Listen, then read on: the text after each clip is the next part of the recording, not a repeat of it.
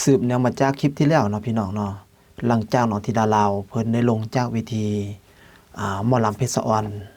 ไปเป็นที่เรียบร้อยแล้วก็ตื่นเช้ามาเนาะน้องธิดาลาวก็ได้ไปเฮ็ดบุญอยู่วัดแห่งหนึ่งเนาะซึ่งอยู่ใกล้ๆกับลานคอนเสิร์ตเวทีหั่นแหละแล้วก็ตอนบ่ายๆเนาะน้องธิดาลาวก็ได้เดินทางไปเข้าห้องอัดอยู่ที่ท้าอุเทนจังหวัดนครพนมซึ่งห่างไกลจาก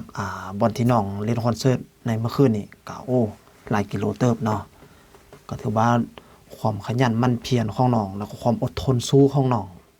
ก็ถือว่าเด็กหน่อยผู้นี้บ่เป็นธรรมดาพี่น้องก่อนอื่นหมดก็ขอทักทายสบายดีพ่อแม่พี่น้องแฟนคลับ FC น้องธิดาลาวและอาจารย์โพธิวิไลเบิดทุกคนเนาะมื้อนี้สิขออนุญาตเล่าเรื่องราวของน้องธิดาลาวไปเข้าห้องอัดพอไปฮอดปุ๊บเนาะพอโนสนนหรือว่าอาจารย์โนสนนเพิ่นก็ถามว่าเอามาเฮ็ดหยังอีกมาลินบ่ว่าจังได๋นะ เพิ่นก็เว้ายอกกันตามภาษาเพิ่นนั่นล่ะที่คนคุ้นเคยกันเนาะคนรู้จักกันว่าซั่นซะแล้วก็อาจารย์ภูก็ว่ามาอัดเพลงใหม่ว่าซั่นเอ้ามาอัดเพลงใหม่แล้วเป็นหยังคือบ่เห็นส่งเพลงเข้ามาให้เฮ็ดดนตรีก่อนน้องธิดาลาวก็ตอบพอโนไปว่าเพลงหนูคันถ้าเฮ็ดดนตรีถ้าอันพอโนส่งไกด์ดนตรีไปก่อนเรามันสิบ่ดังเพิ่นว่า แต่ว่าความจริงแล้วเพิ่นก็จับจุดในมื้อนั้นเนาะก็ถือว่าทางดนตรีทั้งเนื้อห้องทำนองเพลงแม่นแต่งใหม่ทั้งเบิดอยู่ในห้องอัดในเวลาอันสั้นๆสุดๆเลยพี่น้องว่าบ่จับจุดว่าจับจุดอีหลีเนาะสำหรับบทเพลงขออนุญาตสู้เนาะซื้อบทเพลงเพิ่นก็ส้มซื้อว่าขออนุญาตอีหลีก็ถือว่าเป็นบทเพลงที่ฮิตที่สุดเนาะเพราะว่าหลังจากนั้นก็ได้มีการแปลงเนื้อแล้วก็ได้แปลงทำนองแล้วก็ดนตรีก็เฮ็ดสดๆกันในตอนนั้นเลยเฮ็ดไกด์ดนตรีน่ะเฮ็ดสดๆในห้องอัดในเวลาอันสั้นๆสุดๆเลยในมื้อนั้นเนาะก็ถือว่าทางพ่อครูศิวิไลเนาะก็ผู้ที่เพิ่นเป็นผู้แต่งเพลงนี้เป็นคำห้องทำนองเพลงนี้ให้น้องธิดาลาวก็ถือว่าได้ไปแก้เนื้ออยู่ในห้องอัดนั้นแก้แล้วก็แก้อีกแก้แล้วก็แก้อีกซ้ำไปซ้ำมาจนกว่าสิพอใจแล้วก็ 100% ละก็จังมาบัดนี้มาเว้าเรื่องฝ่ายดนตรีของอาจารย์โนสนนท์ก็ได้มีการแก้ไขกันเกิดขึ้นอีกหลายรอบหลายเตาสำหรับน้องธิดาลาวเนาะเรื่องการห้องบัดนี้ก็ถือว่าก็ต้องได้แก้จากเดิมอยู่แล้วก็ถือว่ามาแก้ให้มันสมบูรณ์แบบขึ้นตึมก็ถือว่าทั้ง3ฝ่ายน่ะพี่น้องรวมกันเข้ากันหลังจากนั้นอาจารย์โพธิวิไลเพิ่นก็ได้มีการไลฟ์สดสู่พี่สู่น้องเฮาเบิ่งเนาะแล้วก็ได้มีคอมเมนต์เข้ามาว่าอ้าว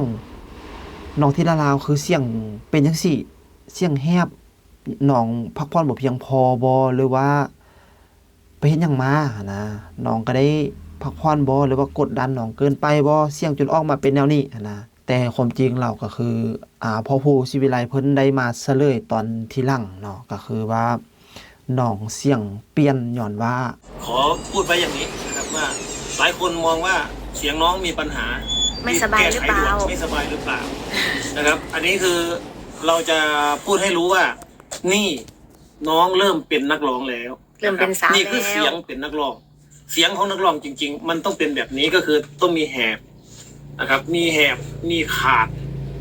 นะครับแหบเราต้องขาดนั่นเองครับบ่แม่นแหบแล้วบ่ขาดถ้าแหบแล้วไม่ขาดเขาก็ยังเป็นเด็กอยู่เสียงยังเป็นเด็กเหมือนเดิมเมื่อแหบแล้วต้องมีลูกขาดมีลูกสะอื้นมีลูกเอื้อนมีลูกอะไรต่างๆที่มันจะตามมานะครับที่มันติดตามมาผู้บางคนบ่เข้าใจนะครับอาจจะมองว่าน้องเริ่มเสียงมีปัญหาแล้วแก้ไขด่วนนะบัดนี้เขาสู่โหมดที่เป็นมืออาชีพเป็นนักร้องหมอลำเต็มโตแล้วเสียงก็เลยเปล่งประกายออกมาเป็นเสียงที่แหบแต่มีเสน่ห์เนาะนั่นก็คือเสียงน้องจะเป็นพร้อมที่จะเป็นมืออาชีพโดยแท้จริงแล้วทางด้านอาจารย์โพธิวิไลเพิ่นได้อธิบายให้ฟังว่าแนวนั้นเนาะไม่กล้าเรียกร้องเมื่อแม่พ่อเพิ่นยังยากจน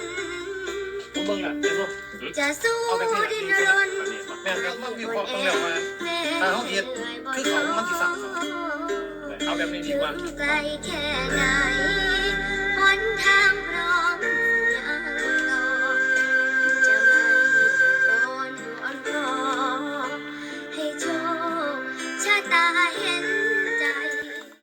แล้วก็การไลฟ์สดในครั้งนั้นก็ถือว่ามีแฟนคลับ FC ร่วมไปให้กำลังใจน้องธิดาลาวบางคนก็ว่าฟังแล้วสะอื้นมื้อใดสิปล่อยน้อว่าซั่นสำหรับบทเพลงนี้ก็คือเพลงขออนุญาตสู้เนาะซึ่ง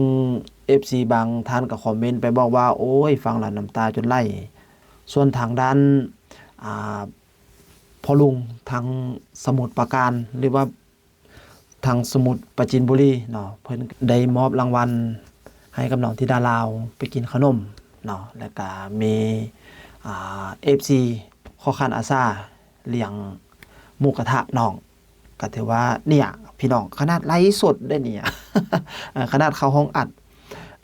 ยังแซมเปิลให้พี่น้องเขาฟังเนาะก็ยังมีคนฮักคนหอมน้องบ่ธรรมดาพี่น้องสำหรับบ้านศรีวิไลเนาะก็ถือว่า FC เพิ่นเหนียวแน่นอีหลีเนาะตั้งแต่รุ่นพ่อมาจนต่อใส่รุ่นลูกก็ถือว่าแฟนคลับ FC เรานี่ก็บ่ได้ห่างหายไปจากบ้านศรีวิไลหลังนี้ เด็กช่วยค่าขนมมาน่าจะเป็น500นะ500คะแนนนะลุงอุตรดิตถ์ขออนุญาตช่วยค่าขนม จะทน เท่าไหร่เนาะ เอาไว้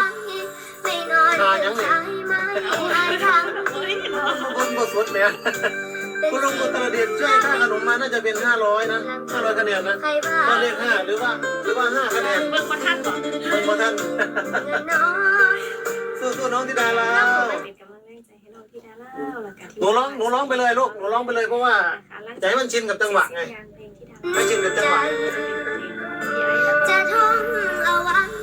ไม่นอน น้อง ไม่ ธิดา ใช่ อยู่บน ไหม เวที อายทาง เรียบ ที่ ร้อยเรียบร้องลำกับน้องอยู่ เป็นสิ่งที่รักไม่มี ธิดา ลำพึง ได้เป็น ให้วางเห็น บ่ได้เป็นร้อง ใจ ธิดา หันมองข้างหลัง บ่ได้เป็นอ๋อบ่ รู้ ได้เป็นบ่ ว่า ได้ น้ เป็ อน งบ่ได้ เอาละพี่น้องนี่ก็คือเป็นบรรยากาศรวบรวมทั้งหมดทั้งมวลอยู่ในห้องอัดเนาะสำหรับบทเพลงนี้ก็คือเพลงขออนุญาตสู้มาเล่าสู่พี่สู่น้องเขาฟังในคลิปนี้เนาะสำหรับคลิปนี้พ่อซ่อนก็สิขอลาไปก่อนพบกันใหม่ในคลิปหน้าเนาะขอให้ท่านมีความสุขในการรับชมคลิปสำหรับคลิปนี้สบายดี